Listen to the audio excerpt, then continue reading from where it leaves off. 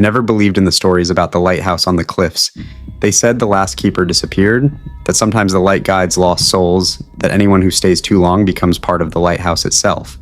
I thought it was just a legend, one of those stories meant to scare children or travelers who wander too close at night. I was wrong. Very wrong. I thought I could handle it. I thought I was brave. But as soon as I set foot on the path leading up to the cliffs, I realized fear is not something you can ignore. The wind whipped around me, carrying the scent of salt and something else, something decayed. The fog rolled in thick enough that the ground seemed to vanish beneath my feet. The lighthouse towered above me, dark and silent, its shape stretching into the clouds like a sentinel waiting to judge. Even before I reached the door, I felt the weight of centuries pressing down. The air seemed heavy, almost alive, filled with whispers I could not understand. Shadows moved along the path, or perhaps I imagined them, shifting with the fog in ways that made no sense. Every instinct screamed at me to turn back, but I pressed on. I was too curious, and curiosity is always the dangerous kind of foolish.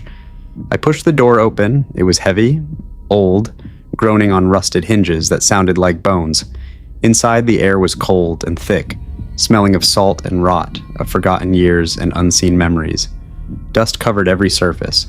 Old logs lay scattered in corners. Faded photographs leaned against the walls, showing men in uniforms, and strange faces staring directly at me, their eyes hollow and accusing. Objects were left behind, frozen in time, as if someone had vanished in the middle of life and never returned. Then I heard it.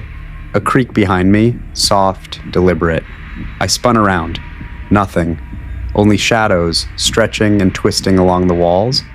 I told myself it was nothing, that old houses make sounds, that my mind was playing tricks. But even as I said it to myself, I knew it wasn't nothing. Something was here. Something was watching me. I found the spiral staircase, narrow and winding, and I climbed. Each step groaned under my weight, echoing through the emptiness. The further I went, the colder the air became, until it burned my lungs with a cold that made me dizzy. Whispers started, faint at first, almost gentle, calling my name in voices that were not human, voices that seemed to come from the walls themselves. I told myself it was the wind, that I was imagining it, but I could feel their presence, cold and real, brushing against my skin, tugging at my mind. And then, at the top, the lantern switched on, by itself. I froze. My heart raced. The light was bright, blinding, and yet it illuminated nothing of comfort. I could see only dust in the air, motes swirling like tiny spirits caught in the beam. When I stepped into the lantern room, I saw it, my reflection in the glass lantern. But it was not my reflection. It was me, but not me. It smiled. I did not. Behind it, shadowy figures appeared, twisted shapes that seemed human but moved with impossible angles, faces contorted in silent screams. I wanted to scream myself, but no sound came. My voice had left me. I tried to move, but my legs refused. I realized then that I was no longer in control. The lighthouse had claimed me in ways I could not yet understand. The light began to spin faster, faster than any mechanism could turn, and suddenly the cliffs outside were alive. Shadows, faces, twisted forms of past keepers, their eyes hollow, staring, reaching toward me from the fog.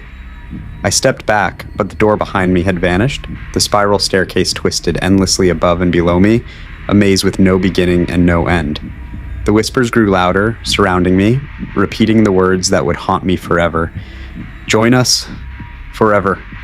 I stumbled, my mind spinning, trying to find a path, any path that would lead me away from this nightmare. But there was nothing, only the light, spinning, calling, demanding.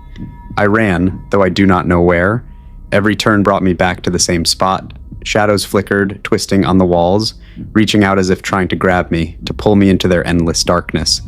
I could hear my own breathing, ragged and loud, yet no one else was there.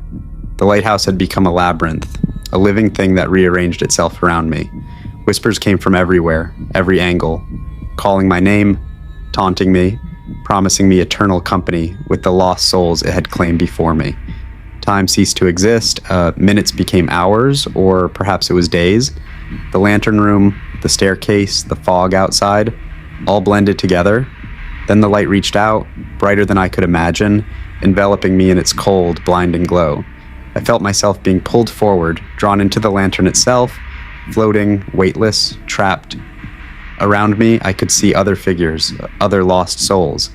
They stared, silent, accusing, desperate. I wanted to fight, to escape, but it was useless. The lighthouse had me. It had claimed me as it had claimed all the others.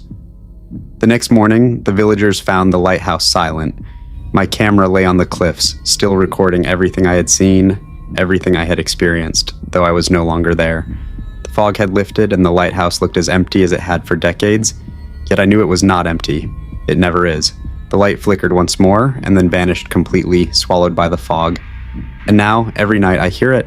The lighthouse calls, calling from the cliffs, whispering my name, waiting for the next curious soul who dares to enter, waiting for the next victim, waiting for the next story that will never end.